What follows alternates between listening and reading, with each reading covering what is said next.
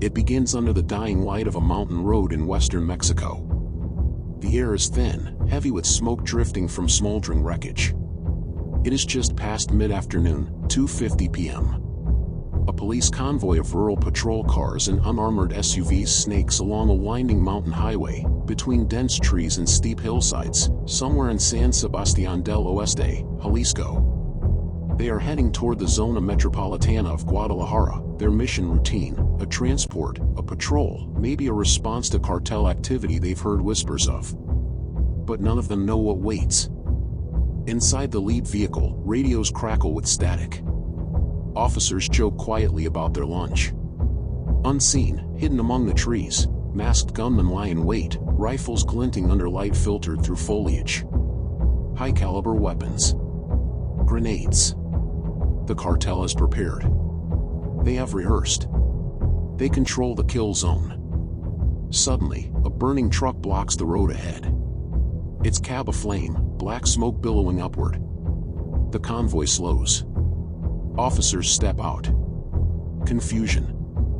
Before they fully realize, fire opens from both sides, automatic weapons tear into the line of cars. Explosions. Bullets shatter glass, rip through doors. The kill zone closes around them. Chaos reigns. One moment, an officer sinks to the ground by the roadside, crimson staining concrete. Another tries to radio backup, static, fading. Behind them, a second vehicle erupts, fuel ignites. Reinforcements are cut off, the road is blocked not just by fire, but by fear. Moments stretch. Pain cries. The smell of cordite and burning rubber fills the air. A second explosion rips through the convoy. In under 30 minutes, 15 officers are dead. 5 more injured. Several vehicles incinerated or smashed beyond repair. The cartel disappears back into the forest, leaving behind charred metal, broken bodies, and questions nobody yet has answers for. The mountain road is silent now. Only wreckage remains, bullet-riddled vehicles, lifeless bodies, fire still crackling. What was once a patrol route is now a graveyard. How did this happen so fast? Who tipped them off? What was the plan? Why were they so prepared, so deadly? Stay with me, because in the next section, I'm going to unpack the events leading up to that ambush. From the cartel's hidden network of spies, to an officer who had doubts, to a betrayal that no one saw coming. By the end of this story, you'll understand what turned a patrol into a massacre, and why this ambush would reverberate across Mexico forever. You are watching True Crime Cartel Originals. Before we dive into today's story, I've got one small favor to ask. If you love deep, real stories like this, tap the like button, hit subscribe, and drop a comment below telling us which city you're watching from. It helps more than you know, and it allows us to keep bringing you stories no one else dares to tell. Now, let's get into the story. The ambush was not just a sudden outburst of violence. It was years in the making. To understand how an entire police force could be wiped out in a single night, we have to step back into the hills, the villages, and the towns that shaped the battlefield. Jalisco. A state often described in travel brochures as the heart of Mexico. Known for tequila, mariachi, and a rich culture stretching back centuries. But away from the tourist songs and postcard images, Jalisco carries another name whispered in fear, the stronghold of the Cartel de Jalisco Nueva Generation, or CJ&G. A cartel so powerful, so ruthless, that even hardened officers called them La Última Palabra, the final word. The town of San Sebastián del Oeste sits like a shadow in the mountains. Once a colonial mining town, its narrow cobbled streets and abandoned silver tunnels now serve a different kind of master. Poverty lingers here like smoke. Jobs are scarce, opportunities fewer. Cartel recruiters arrive where government aid never does, promising quick cash, protection, and respect. For many families, it's not a choice, it's survival. By day, children walk past walls scarred with graffiti, some of it cartel insignia, bold and mocking. By night, convoys of tinted SUVs prowl the roads, their presence unchallenged. Everyone knows who rules here. Everyone knows not to look too long, not to ask questions, not to speak when the sound of engines echoes through the valley. For the police assigned here, it is a war with no armor. Their patrol cars are old and failing. Radios cut out when they're needed most. Guns are mismatched, some decades out of date, others seized from criminals, barely functional. Officers earn so little that bribes sometimes outweigh their paychecks. Every phone call might be an informant. Every new recruit could be a spy. Corruption trickles down like water through cracked stone. Local mayors whisper in smoky rooms with cartel lieutenants.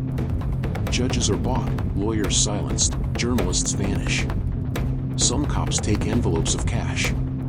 Others refuse and find themselves ambushed on backroads, their families threatened until they break. In towns like San Sebastian, the cartel is not just an enemy, it is the government.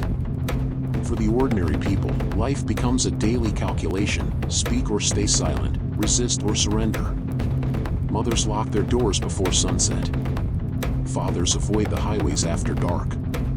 Shopkeepers pay protection fees to men who never leave receipts. Everyone knows someone who has disappeared. In these hills, silence is not cowardice. It is survival. And yet, despite the fear, the town whispers grew louder. Something was coming. People saw cartel gunmen stockpiling weapons, trucks driving deep into the forest and returning heavier. They saw strange men with radios, not from the town, scanning the roads. Even the air felt charged, like the seconds before a thunderstorm. The police felt it too. Patrols grew more anxious.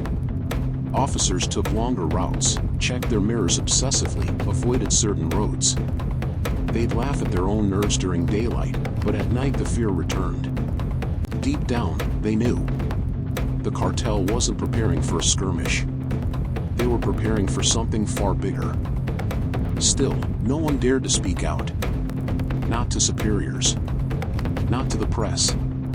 Not even to each other. Fear stitched every mouth shut. In towns like San Sebastian, rumors travel fast, but truths are buried quickly.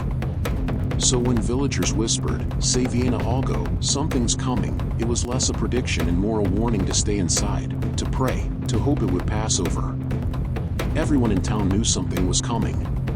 They just didn't know when. They didn't know how. And no one imagined it would end in the annihilation of a police force, 15 officers gone in less than 30 minutes.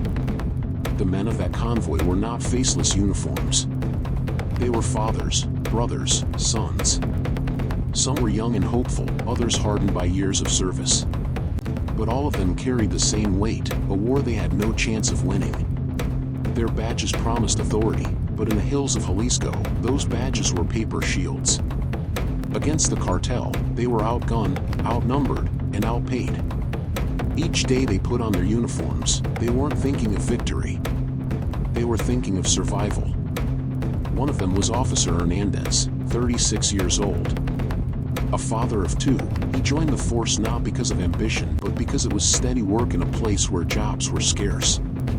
His wife begged him to quit after threats began appearing, notes slipped under their door, phone calls in the dead of night. But Hernandez always told her the same thing: "If I leave, who will protect us?" He carried his fear silently, his only armor the photo of his children tucked inside his vest. Then there was Sergeant Ramirez, a veteran. 20 years on the force, his hair peppered with gray, his voice gravel from too many cigarettes smoked on too many long nights. He had seen enough to know that the war wasn't winnable. Still, he stayed. Not out of loyalty to the state, but out of loyalty to the younger officers who looked up to him. Ramirez was the kind of man who gave away his last cigarette, who drove the lead car so the rookies didn't have to. The youngest in the convoy was Officer Morales, just 23. Fresh out of the academy, his uniform still crisp, his boots barely broken in. He had joined with dreams of making a difference, of one day earning enough to move his family out of the mountains. His mother still called him every night, telling him to be careful. Morales laughed off her worry, but in private he felt the weight of it. He kept a rosary around his neck, a gift from her on graduation day. Day to day, their work was endless and thankless. Hours spent on crumbling roads, responding to crimes they could rarely stop, writing reports that went nowhere. They chased stolen cattle, broke up drunken fights, and sometimes found themselves face to face with men carrying weapons they had never even trained to use.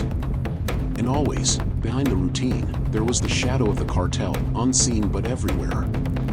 Every paycheck was a reminder of their place in the hierarchy. Their salaries were barely enough to cover food and rent. Bribes offered by cartel envoys were often higher than a month's wage. Some officers gave in, quietly passing information. Others resisted and lived with a target painted on their backs. Hernandez once told a fellow officer, "It doesn't matter if we're clean or dirty. To them, we're all disposable."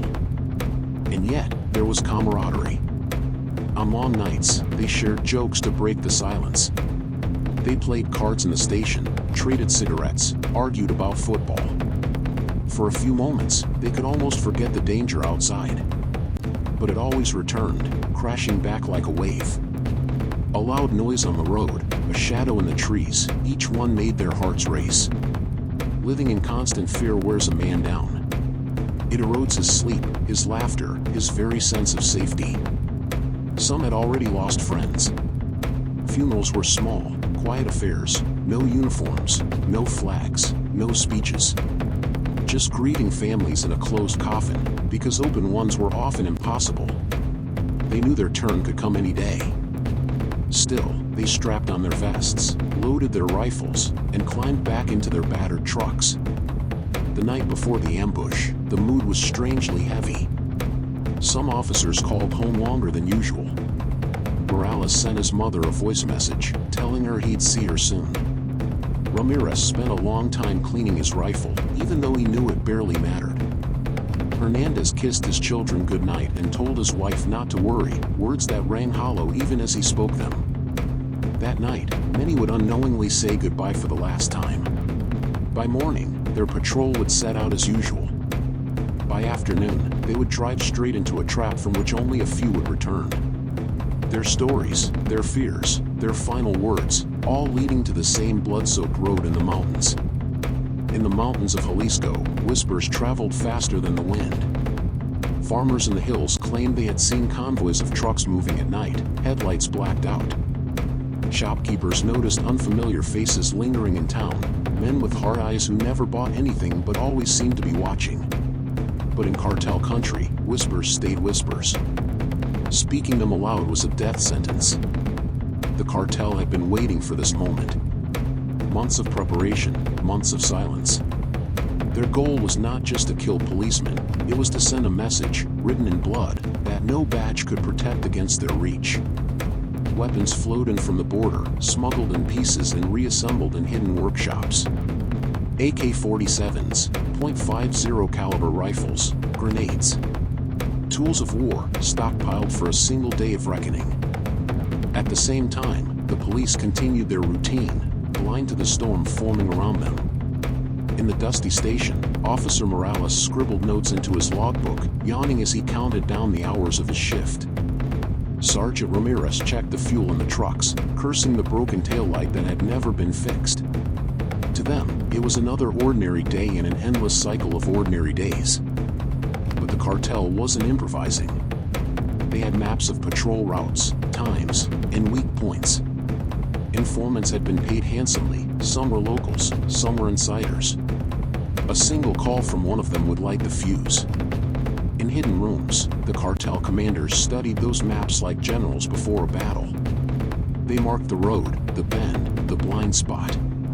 A place where the police would be trapped like cattle in a pen. Meanwhile, back at the station, the officers drank stale coffee, laughing at a joke only half funny. For a few minutes, they almost forgot the world outside. Ramirez told Morales, "One day, you'll be too tired to laugh at my jokes. That's when you'll know you've been in this too long." Morales shook his head, smiling nervously. He didn't know how prophetic those words would be. Cartel scouts were already in position. Young men with radios and motorcycles stationed along the highway. Every patrol truck that left the station was counted, every movement reported. From the hills, lookouts with binoculars tracked their progress. One whisper down a crackling radio line, and the trap would be sprung. Night fell, and with it, the preparations grew darker. In safe houses lit by bare bulbs, men loaded magazines with methodical precision. Fingers brushed against steel as grenades were lined up like deadly ornaments. A priest's rosary hung from one man's neck, a cruel reminder that even killers prayed before war. At the same hour, the police rolled out on another patrol. Engines groaned, headlights cut across broken asphalt. Hernandez sat in the passenger seat, hand resting on the photo of his children inside his vest. Morales fiddled with the rosary around his neck. Ramirez lit another cigarette and stared out at the horizon, where the mountains swallowed the stars. None of them knew they were driving straight into history. The cartel tightened the noose. Truckloads of gunmen moved silently into the tree line above the chosen road. Camouflage netting covered their vehicles. Heavy weapons were mounted, barrels glinting faintly under the moon. Radios buzzed, orders whispered, hearts pounding. Every man knew the signal. Once the first shot rang out, there would be no turning back. And so, two worlds moved in parallel, the weary officers on their nightly duty, unaware of the danger tightening around them, and the cartel soldiers, waiting like wolves in the dark. The road between them grew shorter with every passing second. Soon, their paths would cross. And when they did, the town would never forget what happened next. The night was still. Too still. On the mountain highway outside San Sebastián del Oeste, the convoy crawled forward. Headlights cut narrow tunnels through the mist, illuminating little more than gravel, weeds, and the skeletal branches of trees. Inside the lead truck, the radio hissed with static, punctuated by clipped chatter. Morales adjusted the dials, frowning. Something about the silence beyond the glass felt wrong. Ramirez, the sergeant, leaned out of his window and spat. He glanced at the tree line, too dense, too quiet. No farm dogs barking. No late-night motorbikes whining in the distance. Just silence. He muttered, "The night's hiding something." No one replied. Morales tightened his grip on the wheel. Hernandez stroked the photo of his kids inside his vest, unaware it might be the last time he touched it. Further ahead, a faint orange glow flickered. At first, the officers thought it was a campfire. Then the smell hit, acrid, choking. Smoke. As they turned the bend, their headlights revealed it, a burning truck blocking the road, flames clawing at the sky, black smoke billowing upward like a signal flare. The convoy slowed. Radios crackled as nervous voices overlapped. "We're blocked. Should we back up? Wait, what's that in the tree line?" And then it happened. A single flash, the thunder of a rifle echoing through the mountains. Glass shattered. An officer screamed. The ambush had begun. The night exploded. Automatic fire raked across the road, bullets ripping into cars, metal shrieking under the impact. Officers dove for cover, dragging rifles from their laps, but it was chaos, muzzle flashes in every direction, unseen enemies hidden in the foliage above. A rocket-propelled grenade slammed into the second truck. The explosion lit up the road like daylight. Shrapnel tore through doors, igniting fuel. Morales was thrown backward, ears ringing, vision blurred. Through the haze, he saw flames licking upward, the road turning into an inferno. Ramirez shouted orders, but his voice was drowned out by the storm of gunfire. Officers scrambled, some firing blindly into the trees, others trying desperately to call for backup. Radios screamed with static, the cartel had jammed the signals. Reinforcements weren't coming. Then came the sound that froze them all, heavy caliber rounds from a mounted machine gun. The road erupted under the force of .50 caliber fire, chunks of asphalt spraying like shrapnel. One officer was cut down instantly, his vest shredded like paper. Another tried to run for cover but was caught mid-stride. Minutes felt like hours. The convoy was trapped, fire in front, bullets on both sides, death from above. Morales crawled behind the burning wreck of his truck, coughing, blood running down his arm. Through the haze, he saw something that made his heart stop, shadows moving among the smoke, cartel soldiers advancing, rifles raised. And just as suddenly as it began, the gunfire slowed. Not stopped, slowed, like wolves circling prey. The silence that followed was worse than the noise. Survivors clutched their rifles, trembling, waiting for the next strike. They didn't know yet that this was only the beginning. When dawn broke, the mountains were silent.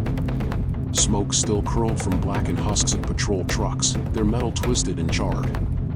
The once green hillside was scarred, pockmarked with bullet holes, littered with shell casings that gleamed in the pale light. Crows circled overhead, their cries echoing through the canyon like a funeral hymn. The first journalists arrived cautiously, their cameras shaking as they filmed wreckage that looked more like a battlefield than a crime scene. Scorched uniforms lay scattered on the asphalt. Blood streaked the road where officers had fallen. One vehicle was nothing more than a melted frame, its engine block fused with the pavement. Survivors staggered among the wreckage, their eyes hollow, uniforms soaked with soot and blood. Morales leaned against a shattered door, clutching his bleeding arm. His lips moved but no words came. Another officer stumbled past him, still gripping a radio that hissed static, pressing the call button over and over as though sheer willpower might summon help that never came. Their testimonies would later shock the nation. One survivor whispered, "We never saw them. They were ghosts in the trees." Another, choking back tears, recalled how he heard his partner scream, then nothing, not even a final breath. And another admitted he had prayed to die quickly, because the gunfire was too much to bear. The townspeople came next. They emerged slowly, barefoot children clinging to their mothers, old men crossing themselves as they stared at the ruins. Nobody spoke at first. Fear gripped the air like smoke, the fear that the cartel might still be watching from the tree-line, ready to strike again. By midday, news outlets had broken the story: 15 officers slaughtered, 5 more critically wounded. Social media flooded with shaky videos of burning trucks, echoing gunfire, and bodies covered with bloody tarps. Hashtags of grief and outrage trended within hours. But so did fear that this was only the beginning. Politicians condemned the attack, promising justice. But their words rang hollow. Everyone knew justice in cartel country was a fragile illusion. The public saw through the speeches, saw the fear in the officials' eyes as they stood behind microphones. Even they knew the truth: if a police force could be wiped out overnight, who was safe? Families of the fallen officers wept outside police stations. Mothers demanded answers, holding photographs of their sons. Children clutched black ribbons. One widow collapsed as the names of the dead were read aloud. In their grief, there was rage at a system that sent underpaid men into a war they could never win. Fear spread across the region like wildfire. Officers in neighboring towns refused to patrol at night. Roadblocks went unmanned. Shopkeepers closed early, shuttering their windows before sunset. The message was clear: the cartel ruled the roads, and anyone who stood in their way would be erased. And yet, even as the nation mourned, whispers began again, whispers that the ambush was only one move in a larger war. That this wasn't the end, but the opening strike of a campaign that would plunge the region deeper into chaos. Survivors would carry their trauma forever, and the people of Jalisco would live in dread of the next night the silence returned.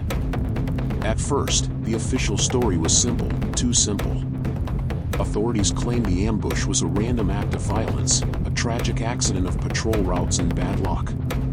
Press releases described it as a coordinated attack, but the language was hollow, stripped of details. To anyone listening closely, it sounded rehearsed.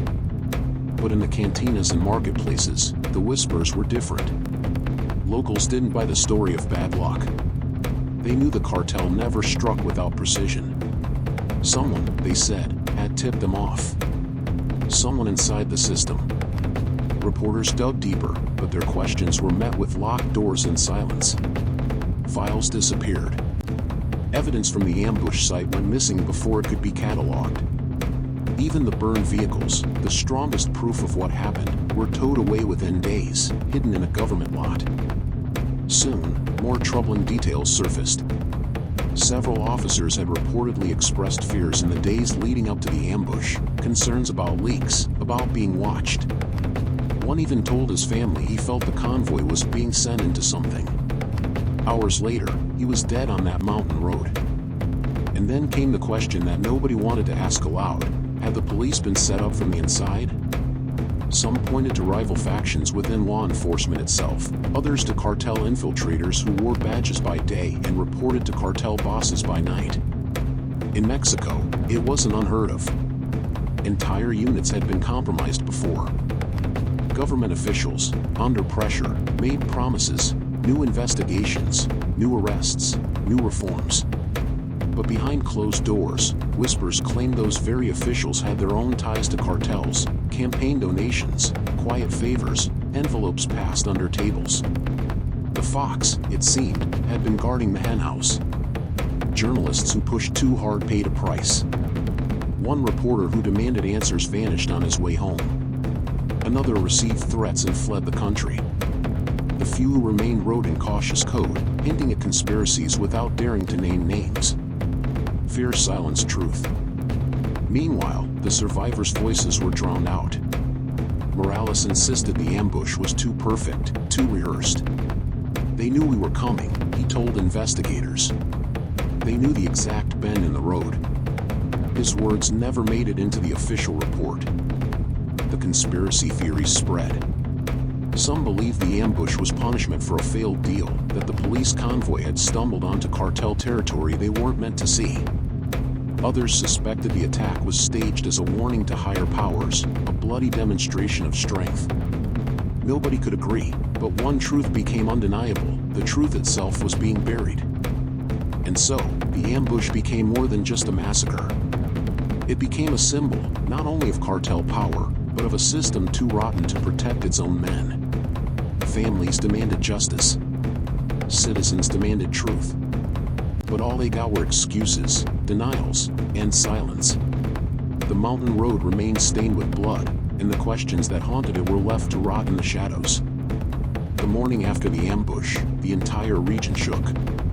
Families buried their dead while armored convoys rolled in. The government promised swift justice. This time would be different, they said. This time, there would be no escape for the killers. The hunt began with raids. Soldiers stormed safe houses, dragging suspects into the streets. Assault rifles were seized, stacks of cash uncovered, blood-stained shirts left behind. The headlines screamed progress. But inside the villages, whispers told another story: the real masterminds were still free. Survivors of the ambush were brought in to identify suspects. Faces blurred by ski masks and shadows made it nearly impossible.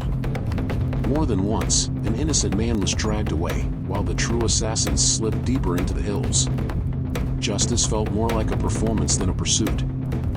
Weeks turned into months, and the manhunt expanded. Helicopters roared over mountain ridges. Special forces combed canyons where cartel scouts had the high ground. Every trail seemed promising, until it vanished. Informants lied, bribed officials stalled operations, and each time the cartel slipped away, the soldiers' frustration grew sharper. And yet, there were victories.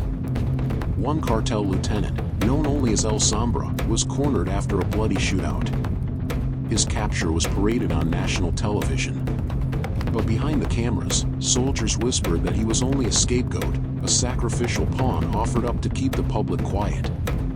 Each success carried its own shadow. Days after El Sombra's arrest, a commander who led the raid was assassinated outside his home, a bullet to the head as his children watched from the doorway. Justice, it seemed, carried a death sentence. The deeper investigators dug, the darker the revelations became. Documents leaked, proving that at least one high-ranking police official had leaked convoy routes directly to the cartel. He vanished before he could be arrested, leaving behind only more questions.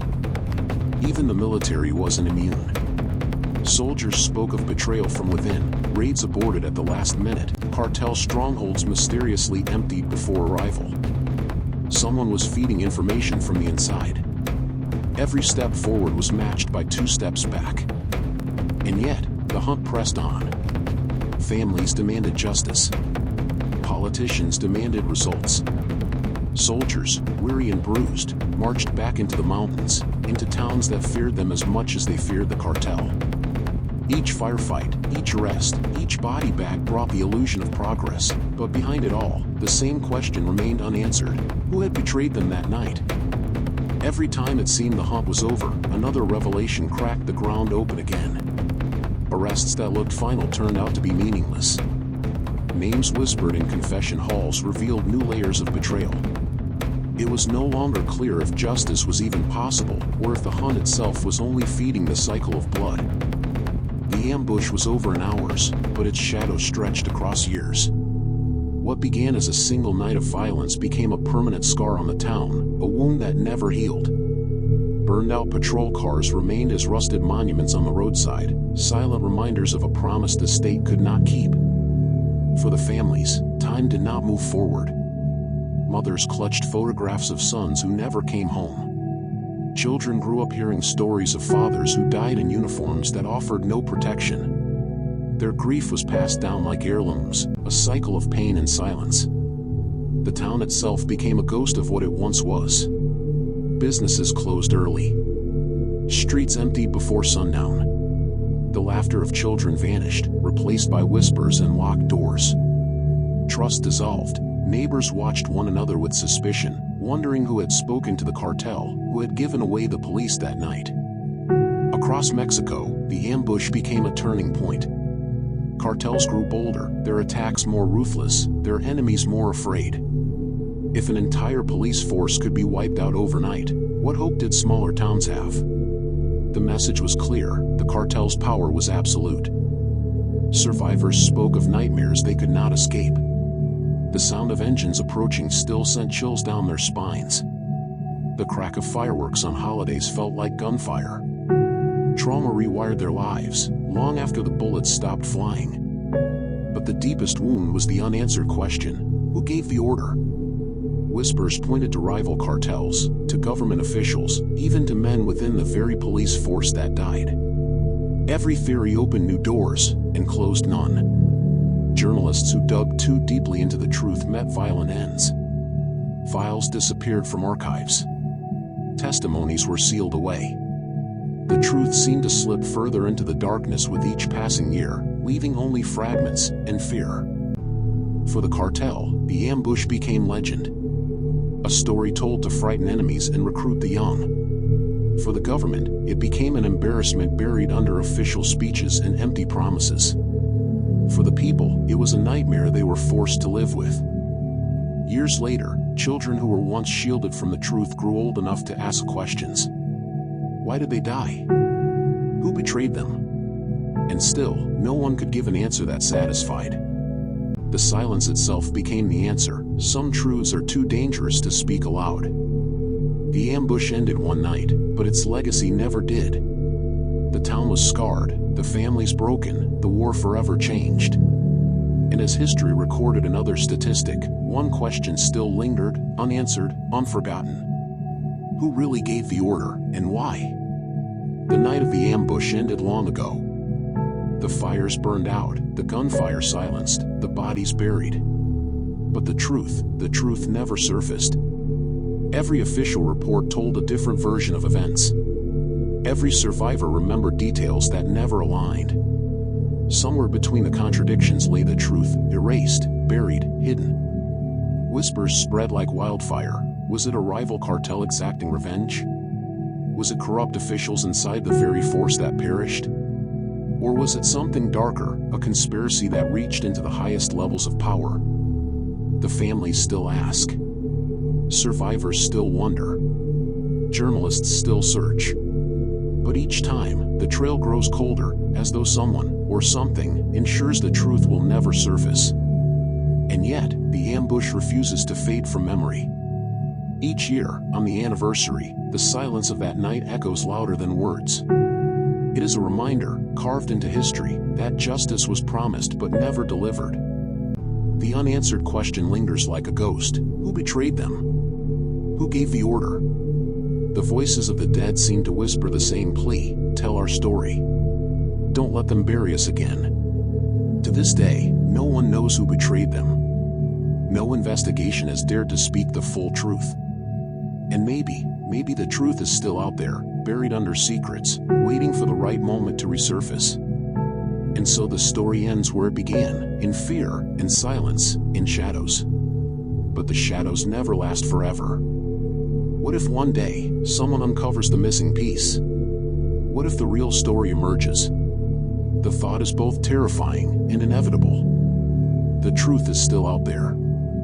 If you want to uncover the truth behind this brutal ambush, hit that subscribe button and turn on notifications. Every day, we dive deep into the darkest cartel wars, the hidden betrayals, and the shocking stories the authorities don't want you to know. Don't miss a single moment. The truth is waiting, and it's closer than you think.